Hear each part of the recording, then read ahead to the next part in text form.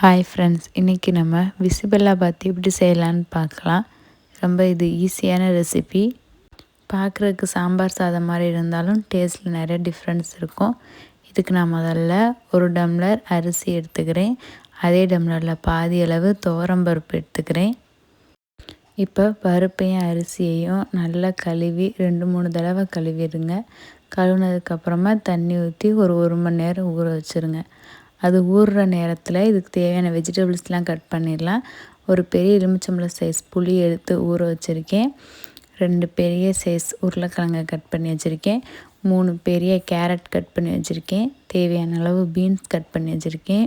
பச்சை பட்டாணி தேவையான அளவு எடுத்திருக்கேன். நம்ம செய்யப்படுற டிஷ்க்கு தாளிப்பு கொடுக்கணும். அதுக்கு 2 பெரிய சைஸ் வெங்காயம் கட் பண்ணி வச்சுக்கோங்க. தக்காளி 3 தக்காளி கட் பண்ணி வச்சுக்கோங்க. கருவேப்பிலை, தாளிப்புக்கு சீரகம், பெருங்காயத்தூள், கடுகு, நெய், அப்புறம் மஞ்சத்தூள், இது கூட உப்பையும் ஆட் பண்ணிக்கோங்க. இதெல்லாம் ரெடியாக எடுத்து வச்சுக்கோங்க. இது கூட 3 வத்தல், மிளகாய் வத்தல் சேர்த்துக்கோங்க. நான் இதை உங்களுக்கு காட்ட மறந்துட்டேன். மிளகாய் வத்தல் தாளிப்பப்போ நம்ம சேர்ப்போம். இப்போ இந்த டிஷ்க்கு நம்ம பிசிபெல்லாபாத் பவுடர் ரெடி பண்ணணும். அதுக்கு 1 ஸ்பூன் கடலைப்பருப்பு, 1.5 ஸ்பூன் உளுந்து எடுத்துக்கலாம். வெந்தயம் 1/2 ஸ்பூன் எடுத்துக்கோங்க. அதிகமாக போட்டால் கசந்த மாதிரி ஆயிரும். சீரகம் 1/2 ஸ்பூன் எடுத்துக்கோங்க. இது கூட மிளகும் 1/2 ஸ்பூன் எடுத்துக்கோங்க. கிராம்பு 4 கிராம்பு, 3 ஏலக்காய் எடுத்துக்கலாம். 2 மீடியம் சைஸ் பட்டையும் இது கூட நம்ம சேர்த்துக்கலாம். இது கூட காரத்துக்கு மிளகாய் வத்தல் சேர்த்துக்கலாம். நான் மிளகாய் வத்தல் 10லேருந்து 15 எடுத்திருக்கேன். நீங்கள் உங்கள் காரத்துக்கு ஏற்ற மாதிரி கூட குறைச்சி எடுத்துக்கோங்க. இது கூட அரை மூடி தேங்காவை துருவி எடுத்திருக்கேன்.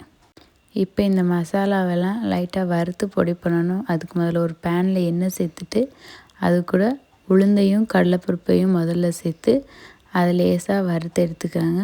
அது வறுபட்ட உடனே மிச்ச மசாலா ஐட்டம் எல்லாத்தையும் ஒன்றா போட்டு வறுத்துருங்க.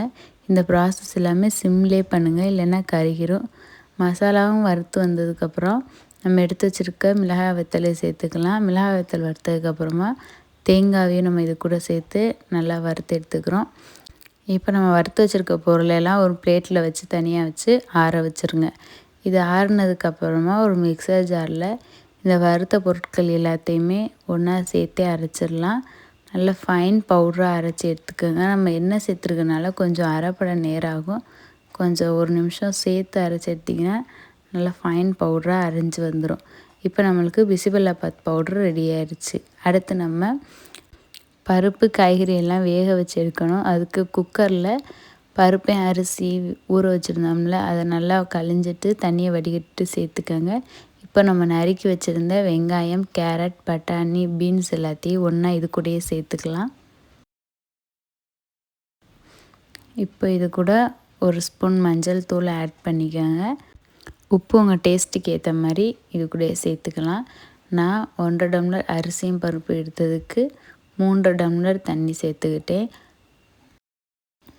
தண்ணி சேர்த்ததுக்கப்புறமா இது மேலேயே கொஞ்சோன்னு நெய்யும் விட்டுருங்க. அப்போ தான் அரிசியும் பருப்பும் வெந்து வரையில் நல்ல ஒரு நெய் ஃப்ளேவர் நம்மளுக்கு கிடைக்கும். இப்போ குக்கரோட மூடியை போட்டு மூடி அடுப்பில் வச்சு 3 விசில் வச்சு எடுத்ததுக்கப்புறம் ப்ரெஷர் தானாக ரிலீஸ் ஆனதுக்கப்புறம் ஓப்பன் பண்ணி பார்த்திங்கன்னா நல்லா வெந்திருக்கும். இப்போ இது நல்லா ஒரு தடவை கரண்டியை வச்சு கிளறி தனியாக எடுத்து வச்சிடலாம்.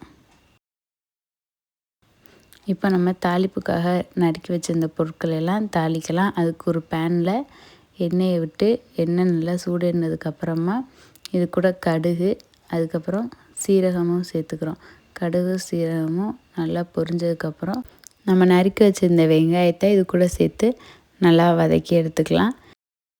ஒரு கொத்து கருவேப்பிலையும் இது கூட சேர்த்துக்கலாம். இது கூட 3 காஞ்ச மிளகாயும் சேர்த்து நல்லா வதக்கிக்கோங்க.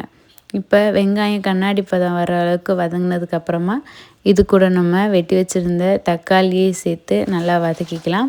தக்காளி வதங்குறதுக்காக நான் 1 ஸ்பூன் உப்பு இது கூட சேர்த்துக்கிட்டேன். உப்பு சேர்த்துக்கும் போது தக்காளி கொஞ்சம் சீக்கிரமாக வதங்கி வந்துடும். தக்காளி லேசாக வதங்கினதுக்கப்புறமா பெருங்காயத்தூள் வந்து ஆட் பண்ணி அதை ஒரு தடவை நல்லா வதக்கி எடுத்துக்கோங்க. இப்போ இந்த சமயத்தில் நம்ம ஊற வச்சுருந்த புளியை கரைச்சி இது கூட ஆட் பண்ணிக்கலாம். புளி தண்ணி நல்லா கொதிச்சு வந்ததுக்கப்புறமா நம்ம ரெடி பண்ணி வச்சுருந்த பிசிபெல்லாபாத் பவுடரையும் இது கூட 2 ஸ்பூன் ஆட் பண்ணிக்கோங்க. பவுடர் ஆட் பண்ணதுக்கப்புறமா நல்லா ஒரு தடவை கிளறி விட்டுட்டு மூடி போட்டு மூடி நல்லா கொதிக்கிற வரைய வெயிட் பண்ணுங்கள். இப்போ நம்ம சேர்த்த பொருளெல்லாம் நல்லா கொதிச்சு வந்துருச்சு. அவ்வளோதான். இந்த சமயத்தில் இதை இறக்கிட்டு நம்ம வேக வச்சு வச்சுருந்த அரிசி பருப்பு கூட இந்த பொருளெல்லாம் ஒன்றா சேர்த்து நல்லா கிளறி எடுத்துக்கோங்க. நல்லா எல்லா சாப்பாடுலேயுமே படுற மாதிரி நல்லா பொறுமையாக கிளறி எடுத்துக்கலாம். இப்போ இதுக்கு இன்னும் ஃப்ளேவர் என்ஹான்ஸ் பண்ணுறதுக்காக நெய்யில் முந்திரியை வறுத்து அது கூட சேர்த்துக்கலாம். முந்திரி நம்ம சாப்பிடும்போது நடுவு க்ரன்ச்சியாக கடிபடும்போது ரொம்ப டேஸ்ட்டாக இருக்கும். அதனால் நான் முந்திரி சேர்த்துக்கிட்டே உங்களுக்கு தேவையில்லைன்னா வெறும் நெய்யை மட்டும் இதில் சேர்த்து நல்லா கிளறி விட்டுக்கோங்க. அவ்வளோதான். ஃபைனல் டச்சாக கொத்தமல்லி தழையை சின்ன சின்னதாக நறுக்கி இது கூட போட்டு நல்லா கிளறி விட்டுட்டிங்கன்னா நம்மளுக்கு டேஸ்ட்டான பிசிபெல்லாபாத் ரெடி ஆயிரும். இந்த ரெசிபியை நீங்களும் உங்கள் வீட்டில் ஒரு நாளைக்கு ட்ரை பண்ணி பாருங்கள். பார்த்துட்டு எப்படி இருந்துச்சுன்னு நம்மளுக்கு கமெண்ட்டில் சொல்லுங்கள். நம்ம சேனலை லைக் பண்ணி ஷேர் பண்ணி சப்ஸ்கிரைப் பண்ணுங்கள்.